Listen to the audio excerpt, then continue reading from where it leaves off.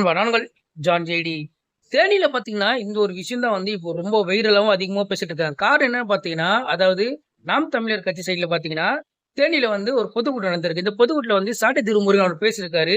So அப்படி பேசும்போது பார்த்தீங்கன்னா, டிவிகேலேருந்து அவங்க தொண்டர்கள் வந்து ஒரு 2 பேர் வந்து பைக்ல போம்போது, "தளபதி வாழ்க" அப்படின்னு சொல்லி கட்சி பத்தி வந்து ஒரு கோஷம் விட்டுறதாக சொல்லியிருக்காங்க.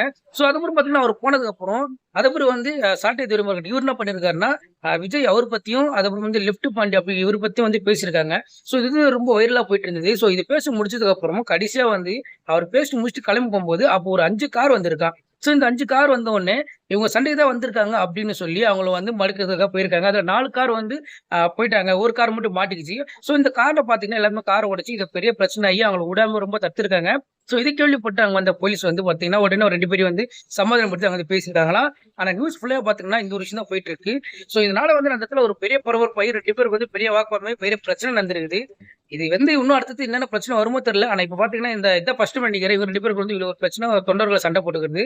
ஸோ இது பத்தி உங்களோட கருத்து என்னன்றத மறக்காம கமெண்ட் பண்ணுங்க. முடிஞ்சா என் சேனல ஃபாலோ பண்ணிக்கங்க.